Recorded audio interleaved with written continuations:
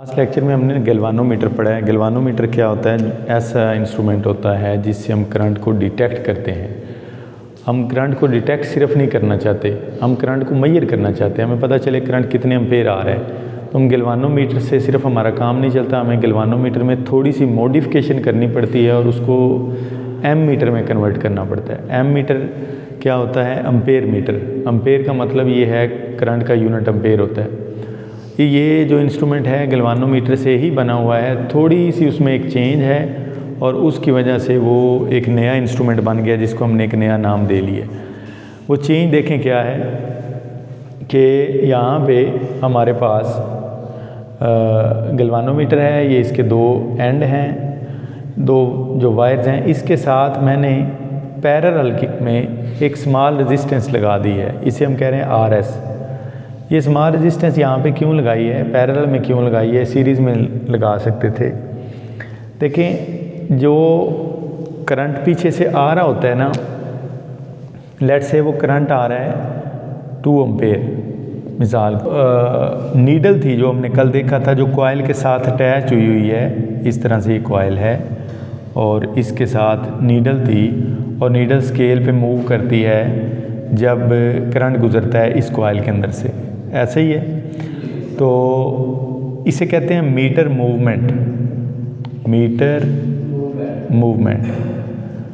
Movement ये इतनी, हमने कल देखा था कि इसको गैल्वानोमीटर को सेंसिटिव बनाया जाता है ताकि थोड़ा सा करंट गुजरने से भी नीडल मूव करे। मीटर मूवमेंट का मतलब ये है कि मीटर जो है वो स्लाइट या स्मॉल अमाउंट ऑफ करंट गुजरने से भी मूव करेगा। इस मीटर मूवमेंट को थोड़ा सा करंट चाहिए। अगर करंट ज़्यादा आ जाता है, ठीक है, तो फिर मीटर मूवमेंट तो हो जाएगी, वो सारे करंट को हम, बाकी जो करंट है उसका क्या करेंगे? वो गैल्वानोमीटर फुल स्केल पे चला जाएगा और हमें नहीं पता चलेगा कितना करंट गुजरा है, ये पता चल जाएगा कि करंट गुजरा है। हम क्या करने लगे हैं, हम अगर हमारे पास 10 एम्पेयर करंट आ रहा है मिसाल के तौर पर, मैं चलें इसको 2 एम्पेयर कहता हूँ, और उसमें से हमें कुछ मिलीमीटर करंट जो है, लेट से कि उसमें से 2 मिली एम्पेयर आ रहा है, इसमें से 0.5 मिली एम्पेयर करंट जो है ये मीटर मूवमेंट के लिए काफ़ी है, यानी कि इतना करंट गुजरेगा तो नीडल मूव कर जाएगी। अब जो बाकी अमाउंट ऑफ करंट है ना, उसका हम रास्ता बदल के उसको बाईपास करवा देंगे। देखें कैसे, यहाँ से करंट आ रहा है 2 मिली एम्पेयर, गैल्वानोमीटर की जो नीडल है इसको मूव करने के लिए 0.5 मिली एम्पेयर करंट भी काफ़ी है, ठीक है। तो हम क्या करेंगे, 0.5 मिली एम्पेयर करंट जो है वो इस तरफ जाने देंगे, बाकी करंट को हम रास्ता दे के यहाँ से गुजार लेंगे, जो 1.5 मिली एम्पेयर करंट होगा, इसको इस तरफ से गुजार लेंगे। हम कैसे गुजार सकते हैं, हमें ये करंट हमारी बात कैसे मान लेगा कि इधर से जाना है? इसके लिए देखें, करंट को यहाँ पे एक स्मॉल रेजिस्टेंस लगाई है, ये इतनी स्मॉल है कि कॉपर वायर अगर लगा दें तो वो इसका काम कर देगी, सिर्फ कॉपर वायर लगा दें तो। अच्छा, अब जब हम यहाँ पे एक वायर लगा देंगे, सिंपल वायर जिसकी बड़ी स्मॉल सी रेजिस्टेंस होगी, तो करंट ईजीली यहाँ से गुजर इधर चला जाएगा, क्योंकि उसको इस साइड पे जाने के लिए ज़्यादा एनर्जी लगेगी, उसके वोल्टेज ज़्यादा ड्रॉप होंगे, क्योंकि यहाँ पे गैल्वानोमीटर है और उसके अंदर कॉइल है और उसके अंदर रेजिस्टेंस ज़्यादा है। तो हमने क्या किया है, एक स्मॉल रेजिस्टेंस जो कि RG से कम ही होगी, तब ज़्यादा अमाउंट ऑफ करंट इधर से गुजर पाएगा, वो हमने यहाँ पे लगा दिए। ये ऐसे समझे करंट को बाईपास किया, जैसे शहरों के इर्द गिर्द बाईपास होते हैं ना, जब यहाँ पे किसी भी शहर में हम जा रहे होते हैं तो एक बाईपास सड़क होती है जिससे आप गुजर जाएं तो आप पूरे शहर को, सिटी को बाईपास कर देते हैं। जैसे मंडी है, फालिया है, सारे सबके बाईपास कर रहे हैं हम करंट को, ठीक है, शंट कर दिया इसको। इससे क्या होगा कि स्मॉल अमाउंट ऑफ करंट जो मीटर मूवमेंट को, यानी कि मीटर को मूव करवाने के लिए जो काफ़ी होगी, वो करंट इधर से गुजरेगा, बाकी सारा करंट जो है वो यहाँ से गुजरेगा। लेकिन क्वेश्चन ये है कि ये कितनी होनी चाहिए? इसके लिए हम ओम्स लॉ अप्लाई करके RS को निकाल लेंगे कि आर एस जो है वो कितनी होनी चाहिए। देखें जो दोनों पैरेलल है ना, ये रेजिस्टेंस लगी आर जी और आर एस, दोनों को सेम वोल्टेज मिल रही है। जो करंट यहाँ से आ रहा है इसके पास एक सेम वोल्टेज है, चाहे 10 वोल्ट है जो भी है, 10 ही इसको भी मिल रही है, 10 ही इसको मिल रही है। याद रखना है जो पैरेलल सर्किट होता है उसमें जितनी भी रेजिस्टेंसेस लगी होती हैं, पैरेलल सर्किट में जितनी टाइप्स की भी रेजिस्टेंसेस होती हैं पैरेलल सर्किट में, उन सब को सेम वोल्टेज मिल रहे होते हैं। जितनी ये देखें ये हैं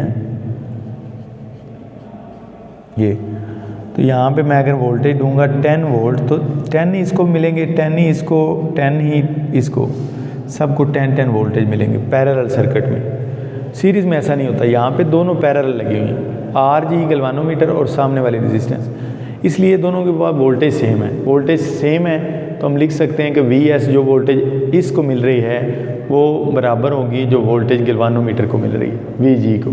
वी एस क्या है, ये है आई आर एस, इसको हम करेंगे, और ये क्या होगा आई जी करंट, और ये वाला जो करंट होगा ये होगा आई माइनस आई जी। देखें आई जी करंट गुजरा है 0.5, टोटल करंट कितना था 2 में से 0.5 निकालेंगे तो बाकी कितने बचेंगे 1.5 मिली एम्पेयर। तो ये वाला जो करंट है आर एस के साथ, यहाँ पे मैं आई नहीं लिखूँगा, आई का मतलब है टोटल करंट जो यहाँ से आ रहा है 2 मिली एम्पेयर। आई माइनस आई जी का मतलब है 1.5 मिली एम्पेयर, यानी कि जो उधर गया उसमें से जो बाकी बचेगा वो वाला, इसलिए यहाँ पे हमने आई माइनस आई जी किया है और ये बराबर हो जाएगा आई जी आर जी। ठीक है, यहाँ से हमने आर एस की वैल्यू निकालनी है, आर एस बराबर आ जाएगा I G R G over I minus I G. ये यहाँ डस्टर जो है वो हमारे पास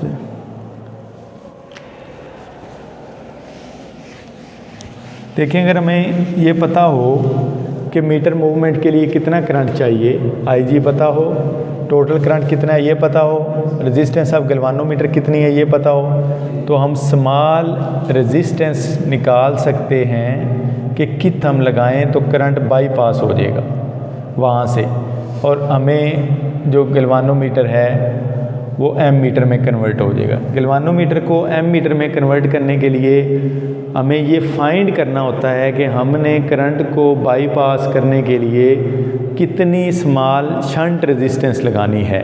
ठीक है, वो इस फार्मूले से हमें पता चल जाएगी शंट रेजिस्टेंस, और उसको हम यहाँ पे उस जो भी वो फार्मूला में बताएगा कि आप इतनी शंट रेजिस्टेंस लगा दें तो उससे हमारा जो है ना वो काम हो जाएगा। तो उतनी हम रेजिस्टेंस यहाँ पे लगा देंगे तो हमारा गैल्वानोमीटर जो है वो एम मीटर में कन्वर्ट हो जाएगा।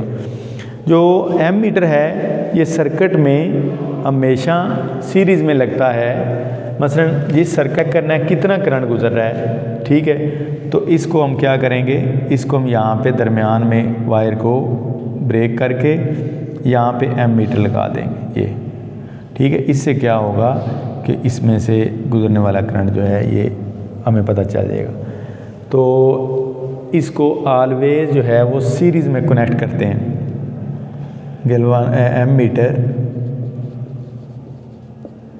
इज़ ऑलवेज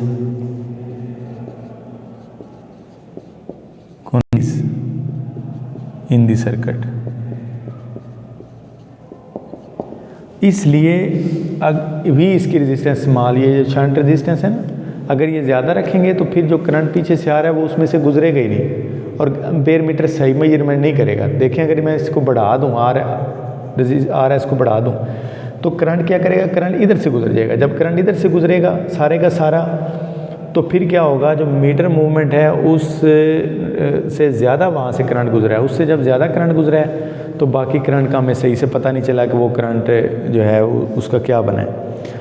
तो इसमें एक question number, short question number देखें, पेज नंबर 79 पे है।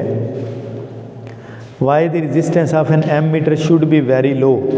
एम मीटर की रेजिस्टेंस को लो क्यों होना चाहिए? क्वेश्चन नंबर है 14, शॉर्ट क्वेश्चन नंबर 14 है।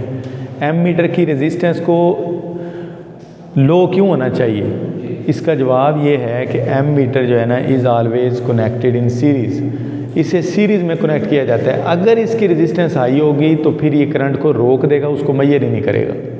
ठीक है, ये सीरीज़ में कनेक्ट किया जाता है, इसलिए इसकी रेजिस्टेंस जो है वो लो रखी जाती है। अंडरस्टैंड? अगर इसको सीरीज़ में कनेक्ट ना करना हो तो फिर आई फिर आई हो तो भी फिर आई हो सकती है। लेकिन बहरहाल जो हमारा मकसद है वो हाई से हल नहीं होगा। वो मकसद ये है कि हमने करंट को मेजर करना है और उसके लिए स्मॉल अमाउंट ऑफ जो हमारी करंट है वो मीटर मूवमेंट वाली वो उधर से गुजरे, हम चाहते हैं बाकी सारा करंट इधर से गुजर जाए, हमें उसकी ज़रूरत नहीं है। ये ऐसे समझें जैसे एक देग है, उसमें आपने नमक मिर्च चेक करना है या किसी हांडी में चेक करना है, तो आप सारी तो नहीं खाएंगे ना, थोड़ा सा उसमें से ले लेंगे। तो करंट के ये जो हमारा गैल्वानोमीटर है ये भी ऐसे ही है, थोड़ा सा करंट चखेगा और बता देगा इतने एम्पेयर का करंट आ रहा है, ये बाकी करंट वहाँ से बाहर गुजर जाए। ठीक है, तो वो जैसे खाना पकाने वाले एक चम्मच लेते हैं देग में से और वो बता देते हैं कि नमक में के जाने दें इसको। ठीक है, तो सेम हमने भी यही काम किया है। शंट सारे करंट को जाने देगी, लेगा, हमें बता देगा कितने एम्पेयर का करंट आ रहा है, बस ये काम होगा। ठीक है, यहाँ पे हम इसको क्लोज़ करेंगे, कल हम जो है ना वो पढ़ेंगे दूसरा।